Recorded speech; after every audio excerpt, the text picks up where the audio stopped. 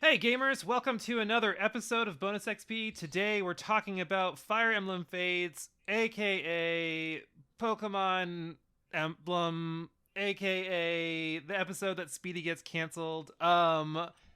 Today Whoa. Sorry. Go on. yeah, we're just gonna get right into this on a little time constraint today. Say that because I remember, Speedy, when you were here last time. Oh yeah, by the way, Speedy Hawk and Bopper are here. Hello. Hey. Hello. How's Hey. it going, guys?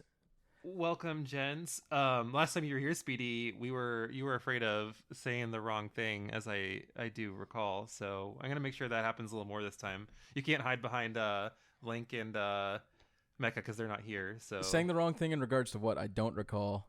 oh, just you're like, oh no, they're gonna get canceled for saying that. And it's like, well, you aren't. I This gotta time go back you and are. listen because I don't remember that. Well, we're gonna talk about fates, and I feel like this conversation is gonna flow a little bit differently than the past few that Bopper or Mecha have been on, because yeah, this is a little bit of a point of weirdness for a lot of people. I think coming in after Awakening, especially like Awakening kind of reinvigorating the series, and a lot of people, newer Fire Emblem gamers, being really into that, to the juxtaposition of the old fogies who kind of like the more old school Fire Emblem. Where do you guys kind of fall in this, how Fates lands for you? Bopper, do you want to go first? Or you want me to take it? I can go first. It's already started. Because I guess this will probably give some context behind the episode a little bit, because just going to pull back the curtain real quick, is that when you were like scheduling out like who wanted to do, you know, what episode and talk about which Fire Emblem game, you were really trying to like give people, you're like, pick the games that you really like, that you want Yes. to talk about. And we were the two most positive people you could find for Fates. Hey, If there's that- tons of people who love Fates. They're just weird, okay? There's a ton of people that really like Fates, but I would never want to hear them speak. There's thing just number jo- one that's going we're to make just people joking. sad. I'm just thinking of Lag Yes. Spike, just like freaking out. Oh! Lag Spike already knows that this is happening, and he's demanding I put in good words for Rev, so I will yeah. try. For the views, man. I'm doing it for yeah. the views. Well, I mean, like, to be fair, of the list of people who said that they would do the episodes, no one said Fates. and you two had just freshly streamed it, so I was like, okay, well, these fuckers don't have a choice. Yeah, hey, Bopper and I have spent at least like a combined 60 hours playing Fates together. So, Yes. you know, And we it's- have a lot of experience with it. Well, yeah, and it's one of those things where it's like, okay, I can joke and be hyperbolic and be like, okay, nobody likes Fates, but this is a game where I think for basically just about everyone that I've seen, even the people that love it the most, there's the big asterisks. You know, it's route dependent. There's the story gameplay divide. It's a hard game. It's a very hard game to parse out. yeah. There are a lot of I like it buts, is kind of what Yes. you're saying. I feel like every game in the series kind of has that, except even like Tellius has that, but it has it the least in my opinion. That's why I kind of regard it at the top, because it's like the least flawed game in my opinion. But yeah, like obviously story's not great in Fates. That's like what everybody harps on. But if there's one thing that I think it's the best in the series, I think it's mechanically the most solid game. So that's why I Yes. regard it so highly. Yeah, go into that a little, Speedy.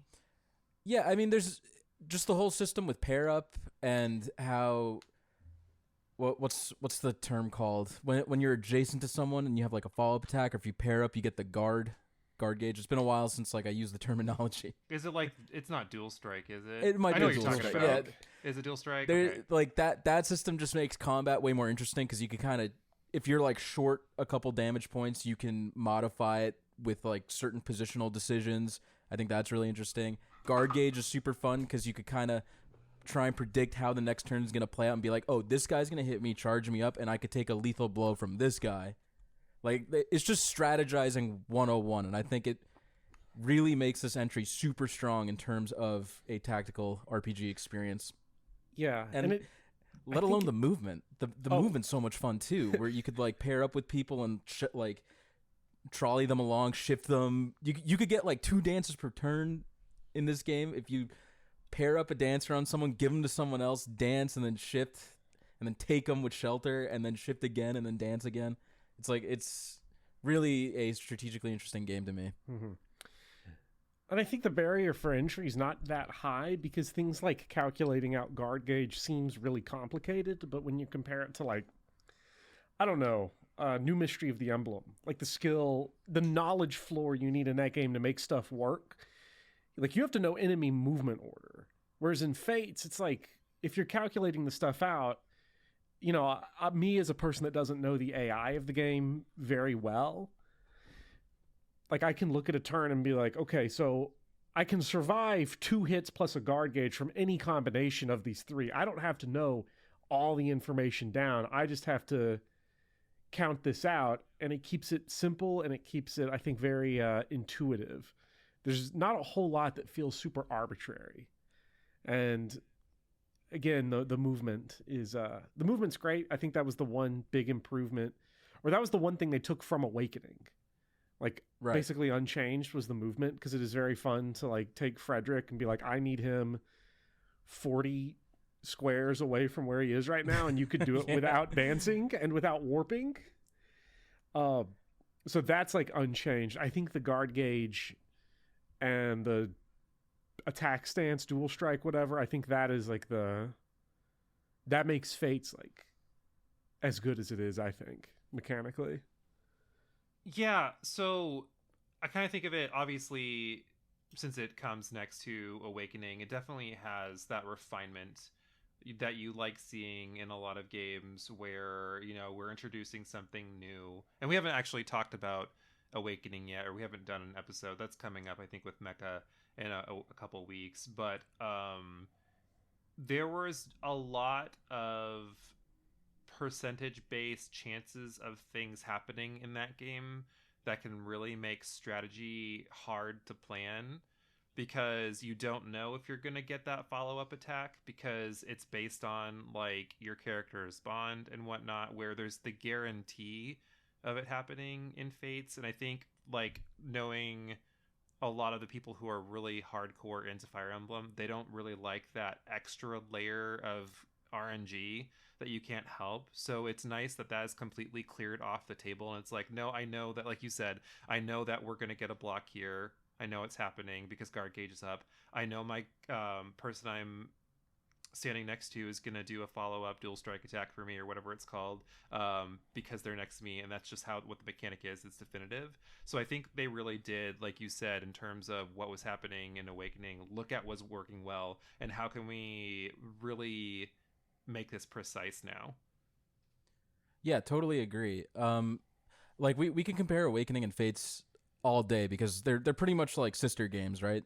Yeah. Same engine, like pretty sure it was same artist, everything. Like they look so similar. I just I always try and compare Birthright to Awakening, because in terms of like general community ranking, you'll see a lot of people actually rating Awakening as a better game than Birthright. But I think Birthright is they like basically took Awakening and polished out all the crap from it to make Birthright. So I think Birthright's the better game on paper. But there's just something about the follow-up title being so similar in terms of character and story. It just feels like a knockoff, right? So it feels like there was a lot of heart put into Awakening, and Birthright kind of feels like it's made of plastic, if that makes sense. So yeah, I think that kind of rubs people the wrong way, mean. so they rank it lower than Awakening, even though it shouldn't be. But yeah, they're I'm sorry. One, I've got Big Poppy rolling all over me right now, but I do want to say on the Awakening versus Birthright, like we're coming out punching today, I suppose, because like I really think Awakening is a lot better than Birthright. I think we'll get into this, but I find Birthright to be one of the more frustratingly silly games in the series, because it is very similar to Awakening in that like the second half of the game is just gigantic open map with 700 enemies that you solo Yep. with one character. I think the difference is that I mean, that's just Fire Emblem. that can be Fire Emblem. That can be Fire Emblem. I think it's at its most exaggerated in these games. I think the difference for me, though, is that Fates' mechanics are really punishing to trying to juggernauting unless it's with a royal with unencumbered 1-2 range, because in Awakening you can make anyone a Xander and monster. Ryoma. Yeah, you can make anyone a monster in Awakening. You can do it with Donald, you can do it with, I don't know, Kane or Sane or whoever else is in that game, Vake and Muriel. You can pick whoever you want and you can bulldoze that game, and you can do it here too if you have a ton of knowledge. But like, to truly juggernaut, it's just Ryoma. Even when I built an entire rule set to like make Ryoma not happen, he just still insisted upon himself because that's Birthright. Yeah, I mean the balancing's not amazing in Birthright, but you're I'm talking in terms of like the better game here. Juggernauting is not good game design, okay? Awakening's a freaking mess when it comes to that. So it's like I look at Awakening compared to Birthright, and I'm like, Birthright is better designed, but it leaves a bad taste in people's mouth because it came out after, and it's like it feels like it has no inspiration, basically. You know? Which I find that just slightly interesting, just in terms of like inspiration, because one thing I do think that is cool about Birthright, and this is hitting story a little bit, is just the juxtaposition of like Eastern folklore and Western folklore. Mm-hmm. So, you know, you have a lot of the classes standard when you're talking about Conquest, where it's a lot of the things that we've already seen, but then when you switch to what's going on in Birthright, it's reflecting a lot more of like Asian culture, and the classes would kind of reflect more of like martial arts styles or weapon combat styles in Eastern culture. And I really appreciated that, because that was at least something on my first playthrough that was a little fresh. And knowing that we're not coming in with like our heavy armored, you know, damage sponges or our high mobility units aside from Pegasi, you know, it's completely different unit wise, and that was something I kind of appreciated, because you almost need that freshness as you're going forward. Yeah, I can agree. I thought the new classes were really interesting in Birthright. Like the Conquest side is like more the classic. Outside of your like maid and butler, I think, right? It's much more in tune with the classic Fire Emblem classes. But yeah, I mean, I appreciate them trying something new. Like, oh look, there's like a brand new plethora of classes you could choose from when you play Birthright. But at the end of the day, I kind of were just like, yeah, they're there, but they're not really doing anything super unique outside of like maybe what's the one, the Puppeteer. Puppeteer, right. There's like, that was like a really unique Mechanist one. Or something. Yeah, Mechanist. Yeah, that's the one I'm thinking of. Yeah. I mean, yeah, truly they're not that much difference, but even from like an aesthetic standpoint, yeah, I get aesthetically, like at the end of the day, they're still just like your standard Fire Emblem classes. Yeah, that's what I'm trying to make. I'm trying to make the comparison. Like they're still the same. They just have a different paint of coat in a general sense. You know. Yeah, I like I really like the look, because I mean you all are right. Like the classes of Birthright, the Hoshidan classes, they don't do anything different, really. You know, in before Lag Spike starts typing out. Actually, at level 15, you get a skill that. I really hope Lag Spike enjoys. We're just shitting on. Become. But no. Now he'll be too pleased at hearing Birthright being called bad to do any of that. But the aesthetics of it, I think, really lift the game, because even if functionally, you know, it doesn't matter, I think it just looking nice and being interesting and satisfying, like the animations and the art direction and the music and everything that goes into differentiating the look and feel of the Hoshidan classes from standard Fire Emblem is really nice. I've heard this with like with Echoes, where people will criticize Echoes because, you know, oh, you're letting the fact that the game looks and sounds really good distract you from the fact that it's not very good, as if having good sound design and graphics and character art somehow is actually bad for a game. I think Birthright is actually I think it looks and sounds really, really good, and I think the classes are a big part of that. The irony in what you just said too is the number of people who would shit on a game if it didn't have those things, where if a frame rate doesn't come up to a certain point or if graphics aren't perfect, people will just absolutely shit on it. So it's funny when they're like, well, graphics don't make a good game, but if you flip it, if they're not that great, then people will just completely blast it. I think, Yeah. I mean, graphics can definitely enhance an experience, and like good art design can. But performance-wise, like I really value snappiness in games, and you know, every time I was playing Three Houses and there was a map that was a little too big to load, I'd be like, "Oh, things are kind of dragging because of the performance of this game." So I kind of like dock Three Houses for that. That's why when Engage came out, I was like, "Oh snap, they have a consistent frame rate." And that assumes Three Houses loads. You're there for 15 minutes playing with little loading screen Violet as he runs around the screen. The chapter with Catherine and the Fog of War, it's like I thought my Switch was going to explode. I was like, oh my God.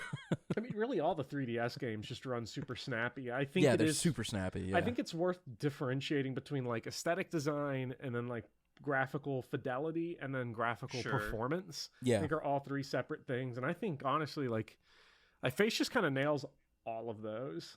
I get that it was trendy during like the 360 era, when you were busy trying to be like a Wii fanboy to be like graphics don't matter at all. But like we can admit it. After playing Pokemon Scarlet and Violet, Fire Emblem Fates looks really good, and it should get points for that. And it runs really good, and it sounds really good. Why do you think that this was the game where they kind of did mimic that Pokemon style of entries? Like, and I'm not looking for an actual answer, but like, in your opinion, why do we get a route split game as opposed to like, I don't know, just a standard single entry, and you kind of like Sacred Stones when we talked about that, and the route split is built in. Like, why was this the one where they really wanted to push that two separate entries? I think they just had a really good idea, but then got scared off by it. Yeah. Well, elaborate on that. Before I say my answer, elaborate on that. I think like that was probably their concept from the beginning, was like, okay, what if we had a main character that was split between the two warring factions of a Fire Emblem game? Like, imagine if, I don't know, you were Leon in Sacred Stones, and then you got to pick whether or not you were tempted by the Demon King or whatever, but Vagard was still an insane person. But I think what happened was that at some point along the line, they were like, I don't know if they were thinking about it in terms of marketing. I don't know if they just never had good clarity about what they wanted. I think once they got into that concept, though, they didn't have the confidence to make the player uncomfortable by having there be actual consequences of those decisions. So it ends up feeling like an arbitrary route split that all ends up at the same place, even though I think their idea originally was actually probably pretty cool, even though it doesn't turn out that way. Yeah. I mean, I'm going to piggyback off of your answer for my answer, but I definitely agree with that whole concept of like, that they definitely wanted to go with like, morality is gray with this game, but they just didn't do a good job with it. And I think Three Houses was kind of a extension of that idea, and it was executed slightly better, I would say. But yeah, it's just an interesting concept. Like, when you think of like typical Fire Emblem, it's pretty much in every game it's been good guy versus bad guy, right? But if they could create a scenario where it's like, hey, maybe the bad guy is the good guy here, that is an interesting concept for this type of game. It's just like Bopper said, they were cowards. I think that's a good. I didn't understand what you meant by that at first, but I get it now with the conquest route. I always say they should have doubled down and just made Korn like a super villain. That would have been much more interesting than this whole like milquetoast. Oh, I still got to obey Garen even though he's performing war crimes every 5 seconds. Or we're not actually killing them. We're just knocking them unconscious. They're just getting knocked unconscious. Don't worry. I didn't kill anyone, technically. They're actually taking themselves out. Yeah, so they wanted the whole morality is gray thing. That's why I think they made Conquest that way, but I think it would have been way more interesting if it's like, oh, you played the bad guy this time. I think that would have been cool. Because I don't want to sit here and like be like, okay, they should have done this or that differently, because I don't know if the changes that anyone would have to suggest would actually make it better. But I can say from my expectations when I first played the game, I didn't follow any of the pre-release stuff. When the game came out, I didn't even know it came out. Like, Right. I was told by my friend, like, I've been playing Fire Emblem Conquest, and I was like, Fire Emblem what?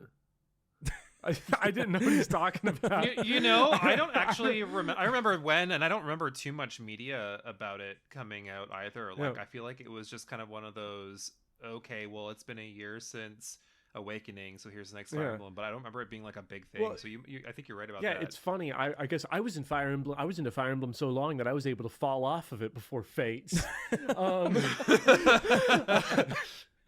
I remember there being some buzz though, Yeah. because I remember being very hyped for the game. Like, oh boy, new Fire Emblem's coming There out. definitely next was. year. I just wasn't keeping up with it, so I didn't Yeah, know yeah, that yeah. it had come out. But when I first heard the concept and stuff, when I was like trying to pick which one I wanted, I was like, okay, this is a really cool idea. And then being just utterly disappointed playing Conquest and being like, wow, the consequences of my actions don't exist. At least in Three Yeah. Houses, you have to ride or die with whoever Right, you right. pick.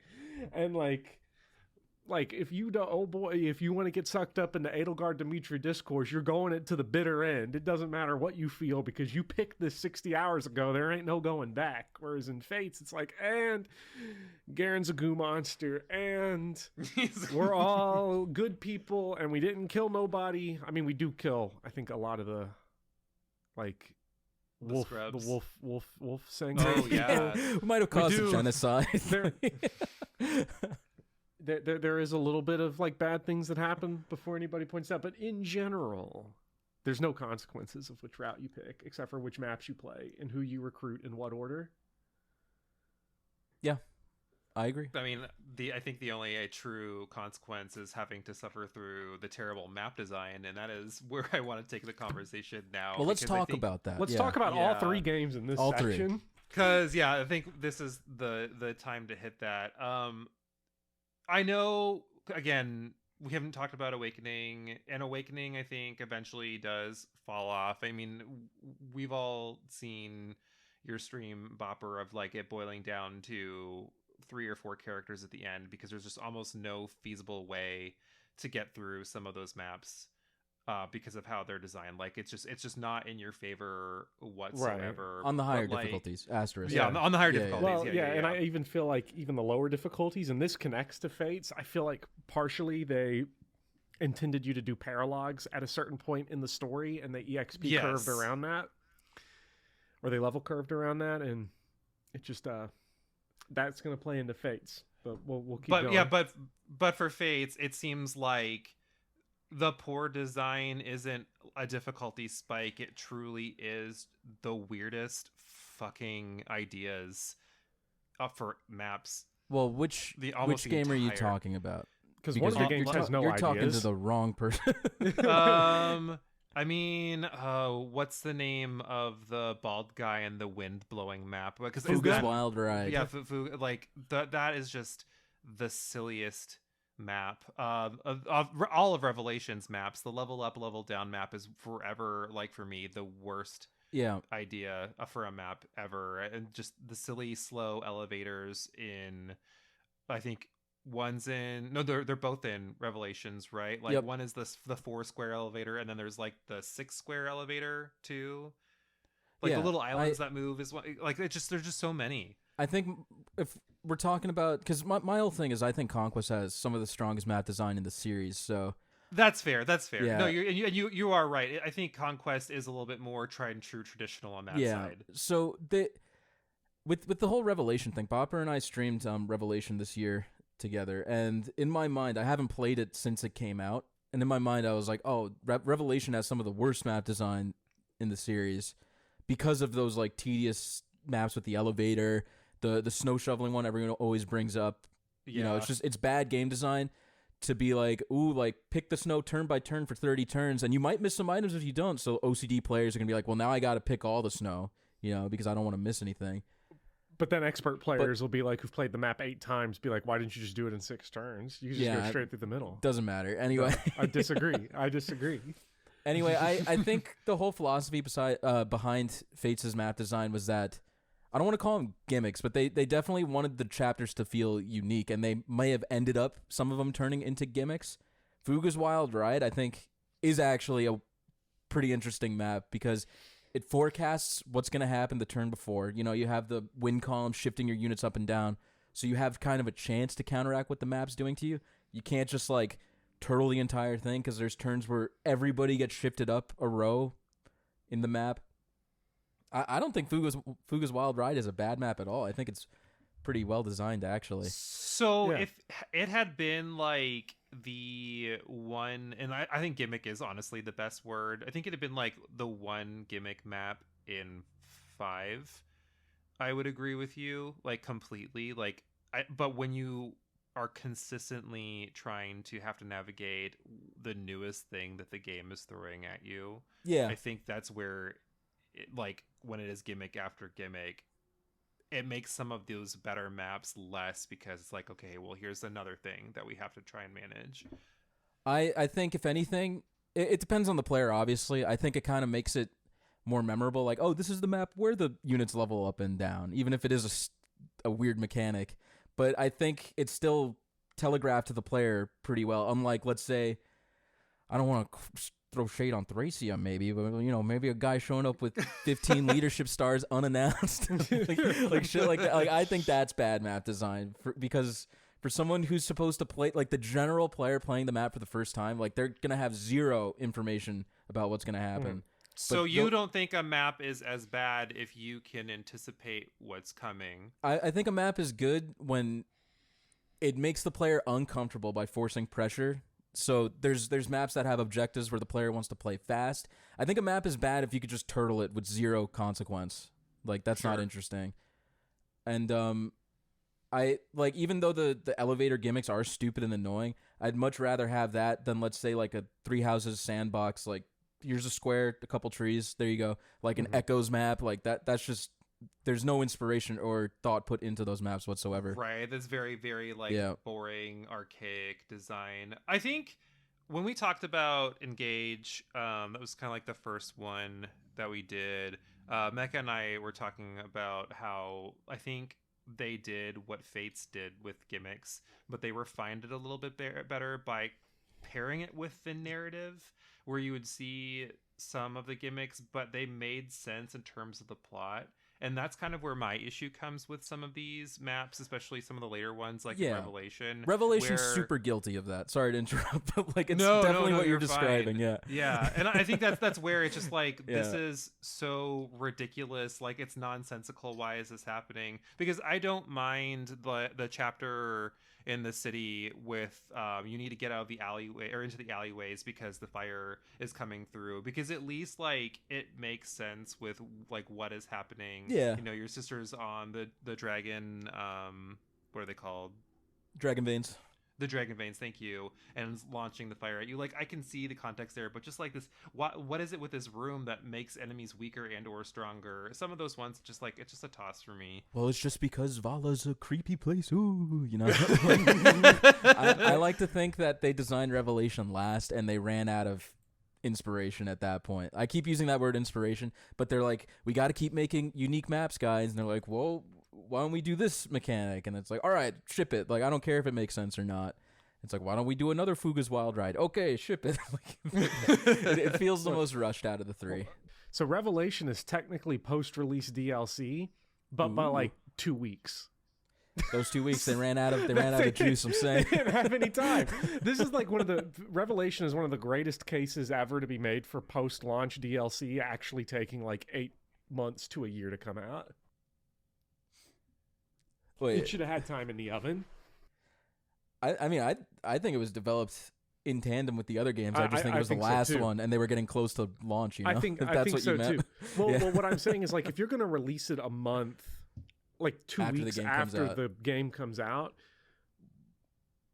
why not? Like, this is a great example of why you should just give your DLC like 8 months or a year. I think that's a sales thing though too, because what would happen is and I don't think it's necessarily the true experience, but if you have a game that is like the third true path and you're releasing it in tandem with the like branching paths, then people would just buy Revelations. Like if me then at that point, I probably would have been like, oh, this is supposed to be the true ending where everyone's happy. I'm just gonna buy that one. So I feel like it was probably a marketing strategy. Yeah, and it was a mistake. Like you said, the Pokemon thing. Like, I think the investors were like, "Ooh, do like multiple releases. Like, don't put all the paths in one game. Like, you can make double the income." So it's Because could you imagine if Three Houses was released like that?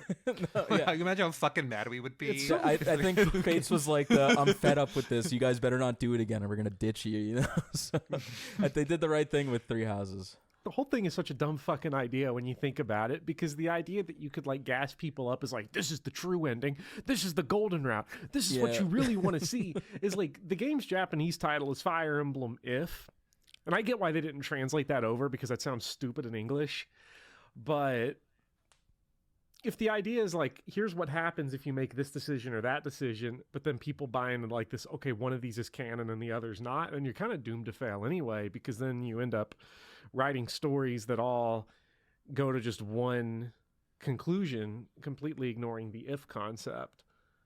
Yeah. Doesn't that stem from Shin Megami Tensei, where they had like a Shin Megami Tensei What If, like that had not released in the US, and it was kind of an alternate of the first SMT? I have no idea. I'm right, but I'm not sure. I'm gonna get steamrolled in the comments for that one, I'm sure. But I'm sure that's where a part of that idea came from too, where it's kind of like, how do you have these alternate worlds of what could potentially be? I think If could have sold in the US potentially. As a name. They could do anything. Like, people would have bought it. Fire I don't think they're Emblem, buying because whatever. the title sounds stupid. Yeah. Well, I don't know. That's like a whole separate like marketing thing. Like, I don't think the title necessarily plays into it. It's more just like the idea of we end up with three routes that are trying to placate everyone into feeling good about the decision that they made, instead of like telling an actual interactive story, which is their sort of idea. Choose your own adventure, but the only decision is at the beginning. But then it doesn't. It matters for the coat of paint, whether you see purple or white or red. I guess at the start of the chapter loading screen, there's like a purple backsplash and there's a white one. On the maps thing, I don't know. I feel like the criticisms of these maps, it's funny. I think the gimmick maps get a lot of flack, and they should. Some of them, the snow map, you all already pointed out. But I mean, beyond the handful of egregious ones or tedious ones, which is really just kind of, I think that one, and then the underground caverns where it's like you get ambush spawned by like the different rooms as you go in. I think like the very early chapter. You only have like 3 characters in that too, right? Which is what makes it I think worse. when you get past the early ones, honestly, most of them are pretty fun, or at least more interesting than the, Speedy, you said better than the Three Houses, just sandbox maps, and I think better than like the Birthright, just here's 80 enemies. Yeah. And they all run 80 at enemies you. and no cover. 80 enemies and no cover. Good luck. Have fun. No, yeah, I forgot to mention, but like with replaying Revelation with Bopper, the maps were a lot better than I remembered from my first playthrough. Yeah. And I if think you play with the Royals. I mean, the balancing is terrible because they didn't change any of the stats from the other 2 games, so you get like a level 4 Arthur at like a pretty mid-game chapter, and you can't do anything. Chapter 14. Yeah, or something. But regardless of that, I think there's kind of like every community kind of cracks this when you talk about ratings of games or like opinions on it. Everyone's like, Revelation map design is like some of the worst in the series. You just hear it so many times that kind of skews your own perspective on the game. And it happened to me too. I played it and I was like, these maps are shit. And then everybody said, these maps are shit. So I'm like, okay, they have to be shit. I replayed it and I was like, they're not so shit. They're not as bad as I remember, Yeah, they're fun. I think they're fun for the most part. I think if the balancing were ironed out. Yeah, that's the story big wasn't. Well, that's another time crunch thing. They couldn't even rebalance the stats for the characters you recruit. Like, they're just like, oh, we don't have time for that. Just copy paste them in. Do it. Yeah. Because I've listened to a lot of people try to like theory craft what could the intention of Revelation have been. Like I've heard different people, like I've heard Mecha say like it has to have been a sandbox game designed for you to play with all your favorite little chess pieces. Yeah. It's like, I feel like we're kind of retroactively trying to fit on an explanation for why the fuck they give you level 10 I'm nicks.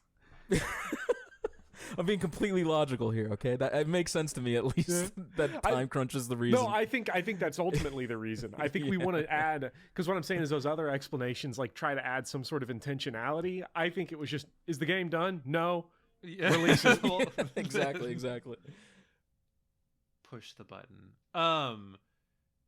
What other hot takes do you have about Fates? Like, I know when we were prefacing this, I'm sure there's some other things that you guys have that are pretty contentious topics. I have a hot take. I mean, I keep talking about, we're supposed to be talking about Fates here, but I keep relating it to other games. Am I allowed to do that? think that's not, when you love a series, like, and I think, again, knowing that this is such a contentious one, I think it's hard not to, because we know like other games that do things better, or some that do it worse. Yeah. You know, so go right ahead. Like that's totally cool. Like this is gonna make me seem insane, but we all know Fates has pretty terrible story and writing and everything. It's like the weakest point. Engage also very similar to Fates. Like the gameplay is fun, the maps are fun with an asterisk. Some of them late game kind of falls apart, but the story in Engage I actually find like more offensively bad than Fates' story. Huh. Yeah. Yeah. Because you at least know they were trying for exactly. Birthright. Maybe not for Revelations, but you know that they actually tried for Birthright and Conquest. Like they did, but it's a mess. But like Engage is just so like uninteresting, and that's like the best way I could put it. Uninteresting and cliched. I completely agree. I stopped watching the story elements of Engage. I've only played it once recently, but like 3/4 of the way through the game, I just like would skip. I could tell what was going on, like and I would just read a very brief summary. Yeah. They're so bad. Like they're just so bad. Yeah, so that's my hot take. I think Engage has a worse story overall than Fates, and people could disagree with me, and I completely understand. But I was more offended playing Engage, and like when. Spoilers for Engage, but when the main character came back to life for the second time, I was like, this game is fucking like, I'm Which is done, not, bro. Like, and as an Engage. And like that's not the only character that comes back to life either. So it's like, whatever, man. Like, this is stupid. Shame. Rip Marnie being the one character that doesn't get back. Oh, I would add like this little difference, because I would say I kind of mostly agree with that. Except I would say like I would make the distinction between like form and content of like Engage as a story, as a structure is just worse. It's just terrible. Yeah, definitely. Fates on its line by line, the literary aesthetics of its writing, I think is worse. I think the actual, when you go line by line through it and you just read an individual line of dialogue, it's unbearable. Yeah, it's mostly unbearable in Engage too. Like, to be clear, like we're parsing hairs here. Like, because Engage has meaty meat. But for the most part, Engage's dialogue is just sort of like boring drivel that rolls off the back of the game. Yeah, it feels bland. Fates is obnoxiously bad. With no, its, but like, dialogue. I was going to say, how much of that is localization? I got to learn Japanese and play this game in Japanese, because I feel like they took so much liberties with the localization that like some of the lines that we make fun of when we play through the story. Like, see, that's like, kind of leads into what I was through? going to bring up, where I don't know if you could blame it on localization, because if you compare it to like Three Houses, I think Three Houses narratively, like, there's some sophistication there. Oh, right? 100%. Yeah, it's and night and polish. And also for like Echoes, I think there are some silly lines here and there, but like there was some polish in terms of the storytelling in that game. But like, what happened to Fates and Engage? Like, how did we like? I know, I understand from a streaming standpoint, and just from a time suck standpoint, why Three Houses is not the most fun game to play, but like in terms of just like a quality package game, like I think it is a great game, and I don't understand how it is sandwiched between, because usually you see like a Yeah. trajectory, right? Like if I think of Final Fantasy, I know Bopper and I, we're still doing this Final Fantasy 13 shit on. Shit, Jesus Yeah, Christ. get the boxing gloves ready, Bopper, because it's happening. But like, you can see a trajectory of like, okay, Final Fantasy is stumbling, Square Enix is stumbling with Final Fantasy, they're lost, and they don't know what to do. But like, Three Houses is good, you know, like it is a good game. Of course, they all have their flaws, but what happened to Engage? And it is gameplay wise great, but like, what's going on with this narrative? Like, why do we keep on hitting these stumbles? Why is there such an identity crisis with intelligent systems? Like, what's going on? Yeah, I got to look at who's on the cast, like for the credits, because I would just attribute it to different writers. I don't know if that's just like, I don't know if that's true, but that's got to be it, right? It's got to be that. When you look at, I'm looking here at the thing. There's different directors from Fates to Echoes, and then like there's similarities between them. I don't know. I think Echoes is actually the better counterpoint here, because like that's a great example of focus your shit down. Yeah. You make one route, you only have to write one route. You don't have to write three pitiful routes. Like if you just know what you're doing. So I think the constraints of doing a remake actually helped them get themselves under control.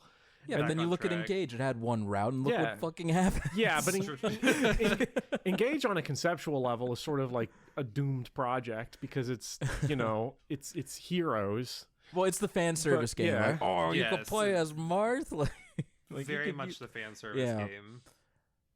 Um, Yeah, I think that's a good point. And I guess like you can see that trajectory of trying to fix their mistakes from Fates, because like Echoes, truly, if they wanted to, they could have made a dual release, and you could have had Alm's route and Celica's route, and like people potentially, if they would have padded it a little bit more, they could have done that. I'm happy they didn't, because I mean, like, I don't think they would have been respecting their consumers' money and time. So obviously there's something there by throwing that together as like one singular solid game. You know, Mhm. I want somebody to go back and check this, because I remember this and I'm not sure, thinking of Engage, because I think this gets into what our perspective of Fates is and how it shifted over time. Is when they did that big release where they announced, I forget what it was, where they announced like Warriors and Echoes and Heroes and Three Houses all like in the exact same video. Yeah, it was like around the same time. yeah, I don't know if it was all at once. I think it was all the exact same, because Echoes was coming out, like they announced Echoes like 4 months before it came out. I remember, and they were like- I remember Echoes came out with Warriors, and then I Yeah. think we got the Three Houses trailer like maybe Well, 6 months later. In that video though, they said like Fire Emblem Switch. Like they didn't. Oh yeah, there maybe was they no teased information. it. Yeah, maybe they teased teased it. Yeah. Echoes was confirmed. Warriors was confirmed. And they teased that there was Three Houses. And I think Heroes was confirmed. But I think in that video, they go out of their way during the Echo section to say, you know, in the land of Valentia, we don't do stupid shit like pairing up to fight. I'm pretty sure, because it's a dig at Fates. yeah, because if I'm not mistaken, the zeitgeist for the longest time was that pair up was terrible. Like Right. the community outside of the biggest 3DS hounds hated pair up. I think that was true. Somebody can go and check this, obviously. Yeah. And the video's on there. Someone in the comments. But I seem to remember, like, it took a long time for us to appreciate the stuff that we all knew immediately what Fate sucked at, but it took us a long time to appreciate what it did well, I think. Yeah. I think it's almost when you get deep into the mechanics of like how to play strategically, like, you know, at first, I think Bopper, when we were doing our Path of Radiance discussion, we talked about how like when we were younger and we were throwing BXP out, we would give it to everyone and kind of have like a balanced party. But now, coming from like strategic brain, you just give it all to one person and steamroll. So I feel like it's one of those things where, you know, why would I pair up characters where one character is not getting used and the other person is just kind of getting all the benefit of the experience? So I'm not saying like this is something that I would agree with, but I guess I could see people being like, well, I have these people who aren't even getting used and I have fewer units. That's annoying, and kind of ripping on it. So maybe that was kind of the standpoint that people were coming from. I think also, like, and Speedy, you would probably remember this as well. Like when I first played the game, I just paired everybody up, and that was the way it was. Yeah, I mean, I'm guilty of that too. Yeah. It's, I mean, definitely an awakening because, like, at least with Fates, they gave like benefits to being in attack stance. Like Awakening, it was just like, oh, it's way better to pair up. Why would I not pair everybody up? Like, it'd be dumb to do. So the first time I played Fates, I was in that mentality, like, oh, pair up's broken. Like, I'm just gonna start pairing up. I didn't really see the value in attack stance as much. Or as like, oh, I get a guard gauge and stats. Yeah, exactly. So yeah, definitely like playing the games more, you understand that. I mean, you appreciate the mechanic more. And I think as time goes on, you know, and the people are still playing these games, they still play Fates a ton. Yeah. You know, it ages like a fine wine, and that's why Engage is going to be the best game in 10 years. Fire Emblem Engage is going to be one of the best video games ever made, and I think for my hot take, it's honestly, I don't know, this isn't hot. I don't know. It's hard to say because I think it doesn't seem hot, but I think like if you were to look at the story of all three of these games, the consensus is like Revelation is the worst, Conquest is laughable, Birthright's the best. No, that is not what they think. What? Narratively. Oh, narratively. Okay, yeah, okay. I agree with that whole narratively. package. Story-wise. No. Rev cringe, Conquest goofy but funny, and Birthright's the best one. Birthright's the writing. I think the Birthright's the worst. I think Birthright is like so boring and long-winded, and it makes the most sense. Ass. And for some people, when it's like, oh, this makes sense, it means good to them. Yeah, yeah, like good guys doing good things, even if exactly. the performance We need to stop is bad. Korn's motivations are consistent. Ryoma, on a logical level, Ryoma is right. He does see a lot of poverty here. It's not so bad. If you ignore all the poverty here. We're referencing like when Bopper and I played through Birthright, there's a line where you go in the sewers, like where Elise is the flower girl, if you remember that. But anyway, like Ryoma's just like looking around like, this place is not so bad, aside from the poverty. Aside from the fact that they live in the sewer. Like it's Metro 2033. Oh my god. It's no, I think Birthright's writing is I think they're all bad. I think Birthright's is the worst. I think it has that just vicious combination of boring. Yeah, just because it's boring. That's your whole thing. It has all the sins of the other games plus boring. Yeah. Does it kill you when because I know Speedy, you notoriously do this, and I do appreciate it when you guys like go through and read through and voice act everything. How cringe is that when you have to do it for these like very poorly scripted games? It's really like, it's funny because we get to see how ridiculous it is. Like when you voice it out, yeah, it's like these aren't how people talk. Like no one would talk like this in this situation. But it's I've never played a game where voicing it was like painful. It's either like, whoa, like this is powerful, or like, wow, this is stupid. Yeah, and honestly, voicing Fates did have the benefit of it made it a lot more fun. Made it a lot more fun to just come up with a new aspect of a character and just run with that. Like, who's a coward, Takumi. Yeah, Takumi's a coward. He's always screaming, like, what are we gonna do? The bridge collapses over him. They almost killed me. I don't even know. Yeah, and what was the other one with we made someone a simp. I feel like it was Ryoma with Scarlet. Yeah, there was like we gave Ryoma a goofy voice. Like you gave him like the country bumpkin voice. Yeah, he was like, gosh, I'm Ryoma. And then you when had Scarlet. Go ahead. You had Mickey Mouse Garen, and that was a ton of fun. That's because it's Mickey just Mouse like Garen's so comically evil that like putting a Mickey Mouse voice on it is just like. So we had fun with it. It's not like painful ever, I would say. But I mean, it could go south. But I feel like you guys do your dues to make it fun. Yeah, we definitely poke fun at it. There's probably one or two viewers of all those streams that was just mad at the lack of seriousness we were taking the story. Like they are ruining the pathos. I've gotten comments, like one comment like that. Like, I would watch your streams if you didn't like do the stupid voices. I would watch your stream if you didn't have fun. Fire Emblem's not supposed to be fun. Don't care, didn't ask.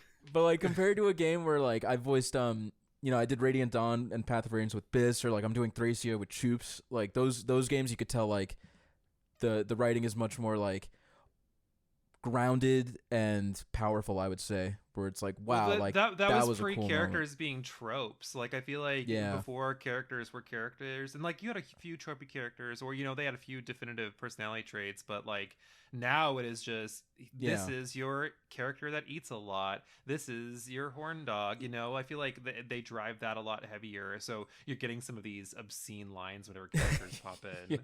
Tellius is guilty of the trope thing for sure. Like they have like good handful of characters that are just tropes, but it makes up for it. Like there's a ton of characters that have depth and are serious, so it's a nice mix. When you look at the Awakening cast, it's like 90% of them are tropes, and then you have Crom, Lucina, Robin. That's it. Like I'm trying to think of other characters that I think have like a little bit of depth. Well, the other thing is that like in Fates, they use the same tricks that they use for Tellius characters or for GBA characters, where it's like, okay, they're going to have this gimmick part of their personality, and that's like your hook for the C support. The difference is that in GBA or Tellius, you see like 2 C supports per character, whereas here it's like you read 12 for every character. That's why they should go back to limited supports. Yes, yes. But like or same in Three Houses, so it's like you're using the same tricks, but for a system that exposes the trick, if that makes sense. It's like a magic trick where you're watching it from behind and you just see the guy get out of the case as they're putting in all the swords. How many Saline supports like do you read and it's like, oh, I love T so much. Yeah. T is so wonderful. And I you didn't know see she it the- liked T. You see it 'cause the I got her 6th killed time, you're like, instantly. holy crap, what is going on? This wasn't the first game with everyone supports everyone, right? That was Awakening. Awakening, I would Okay. say. Yeah. I guess Radiant Dawn technically lets everyone support everyone, but it's But because they don't have Radiant Dawn's dumb. They don't have and combos, yeah. There's like 6 generic conversations that each pair picks from. Yeah. Like actually, that's how it works. No, and it's dumb. it does the Awakening thing Yeah. where when you're on the map and you pick up like a glowy tile, they'll be like, oh, I love you so much, dear. Me too, I love you too. It's like the most generic thing because it has to fit every single character. I would love it if there was a way that they scripted that where just like 2 character combinations, their lines just didn't make sense together, like in the most obscene Having way. 2 completely different I also conversations. like pizza. they write one line for Perry, but they accidentally let anybody get it. So Arthur's talking about like drinking the blood of the Hoshidans, and you're like, wow. What happened here? I think Fates is a very polarizing game, but I think that's the difference between a player who values characters and story over someone who values the gameplay of the game. When Patrick says that Three Houses is a good game, it makes me cringe because I don't think it's a good game, but I can understand why he values it. Package wise, like if we're just talking about like full pack, I'm not The saying it's a raw great full game. package. Yeah, I is know, very, but like very when you good. say it's polarizing, it's like, oh, Fates is good, to someone who really values story and narrative and characters. They go like, how the hell can you say that? Like this game is garbage. Right. So it's just a difference in perspective. Yeah. As we recall from the Bopper's top Fire Emblem list, Speedy video essay, I had to do the Fire Emblem episode, or sorry, the Three Houses one, and Yeah. wasn't it? It was 4th. It was 4. Like, It was so 4 behind what? like What now, Tellius. Speedy Hawk? It's just recency bias. You don't know what you're talking about. Hey, Revelation. Truly, Revelation. truly. Revelation came in last place with like 50% one vote, same as Tokyo Mirage Sessions, which told me people just believe that it's terrible, but they ain't never played that shit. It's an echo chamber of circle jerking. That's all I'm Yeah. gonna say. It's sort of like it's like tier list brain a little bit, where it's like you're just repeating the things that you've heard, but you're not actually playing the game. I'd say with Fates, the big thing about it is that the contentiousness almost has to do with the fact that we don't know how to talk about games, or we haven't figured out a way to really talk about games or judge games where the story is ass and the gameplay is good sometimes. Because if you look at like, there are other games, Final Fantasy, or you pick Persona or whatever, where people are like, I don't like the story, but I like the gameplay. Somehow in Fire Emblem, and especially in Fates, this divide feels almost irrecoverably blown apart. Like there's no mending the two. So you just kind of have to choose what you value. and you can just cut the game in half if you want, or if you don't want to. I don't cut it in half. I think you take the good with the bad. And it's a lot of bad. I don't believe in the start button. I don't think that makes it go away. Yeah, for sure. And I think that's why it's contentious, because nobody knows how to. I guess we're too busy trying to quantify it. Exactly. Don't quantify your games. Just play them. Just play them. Just play them. You heard it here first, everyone. Well, before I wrap up, I want to say thank you to both of you for being here. Bopper, what do you have coming in the pipeline? I thought you promised me another Castlevania video, and I have yet to see it. That Castlevania video will be out by the time this comes out, because right now we're recording on Sunday, October 1st. That video will come out. Calling it out. Tuesday. Now you're putting pressure on me. Well, Tuesday, October 3rd, because it is already available for early viewership for patreon.com supporters. Oh, so what you're saying is I shouldn't post this video tomorrow? Is that what you're saying? I mean, you can post this video tomorrow, then it'll be fine, I guess. No, but just joking. Yeah, it'll be good.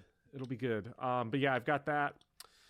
And then I have a series of other video essays coming along. The other one that's going to be relevant is I have a video that'll be a couple weeks from now, maybe around the time this goes live, about Echoes, actually, and addressing the criticisms that game gets for quote-unquote thematic inconsistency. Interesting. Sweet. Obviously looking forward to that. Forward to it. Yeah, and you'll be back again. I think like I said, we have you for one more. Yeah, I've listened to all the other ones, and I was like, oh, yeah. Bopper again, like Bopper and well, Lizard again. Get ready, Speedy, because I know you're dying for that Arcanaya episode, that DS Emblem episode, your favorite Fire Emblem. My favorite, yeah. Are they going to talk about board? Are they going to talk about chord? What about Samto? We sure as shit are. Horus, yeah. I love Ymir, but specifically Fire Emblem Shadow Dragon Ymir. Good combos coming out of the channel. I could see it coming. Speedy, what do you have coming in the pipeline? I've been working on another ultimate tier list of the Fire Emblem series. So this is kind of fitting that we were talking about this today. And Bopper was on that as well. So it's probably going to be like a 5-hour podcast of us just going through all the titles and talking about what we like, what we don't like, and ranking them. So that's coming out before 2024. Yeah.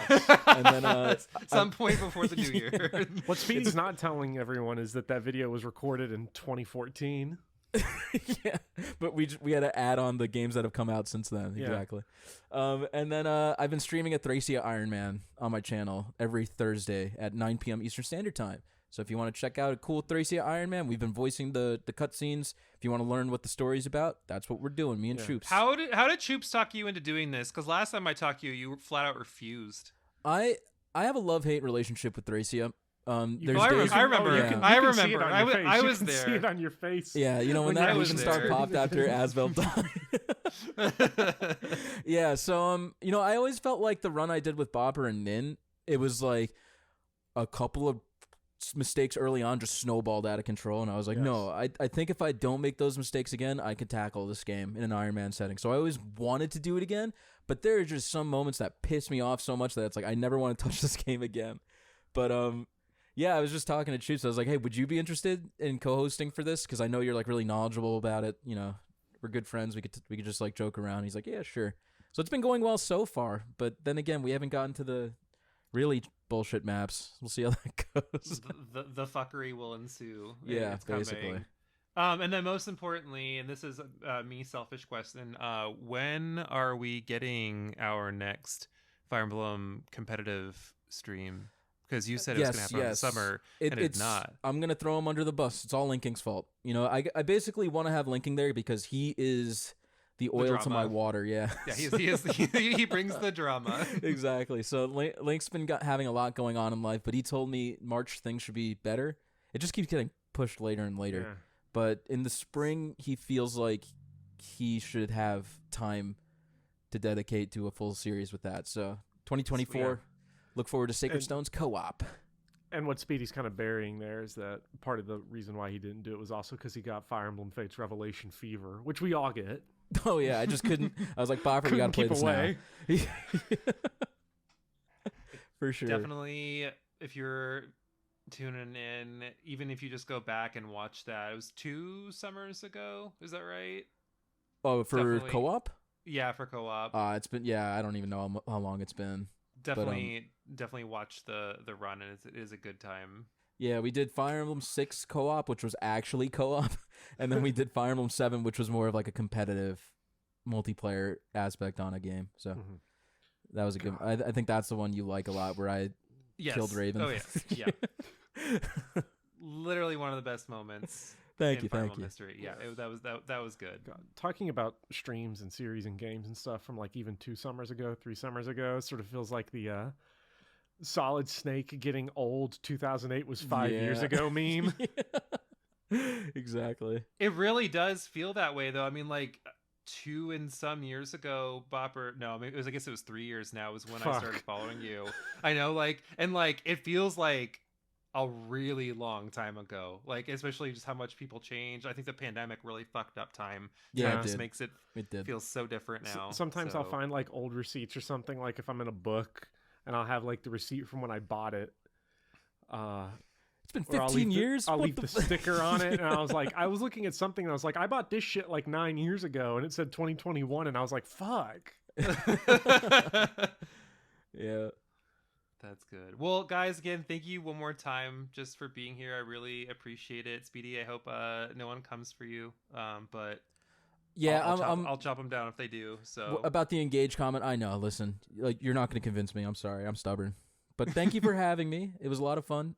Always fun to talk with. Definitely want to have you back. Oh yeah, and you might see Speedy this coming season for Persona when we. Oh yeah, we talked about that. Yeah, we could talk about. Want to have you on for like a regular season episode. And I don't know if I'm going to be the right guy for that, because like I've only played Persona 3 through 5, never touched SMT, so like I'm literally like the vanilla. Honestly, I'm not playing 1 or 2. Like fuck that. Okay, that's the guy you want. Okay, then I'll be your guy. I got you. The guy I want. Okay. So, and we'll have someone that like is heavy into the Persona shit then there too. That they'll fill in the blanks, but no, you're absolutely the person I want for that. So great. And then Final Fantasy 13. Yeah, it's gonna happen. Final Fantasy, can we happen. Okay, only on the condition that we do something with the other Final Fantasy games, because they're good. You don't want that to be your legacy, like talking about 13. Yeah, I don't want to be the person who's like fucking crucified because I'm like, Final Fantasy 13 is actually good. Oh, I did not expect that. Yeah, I'm the one who thinks it's miserable. Yeah. Here, let me close out recording and then the final line, and then we'll chat. We want to thank you for listening. Now go out there and get gaming.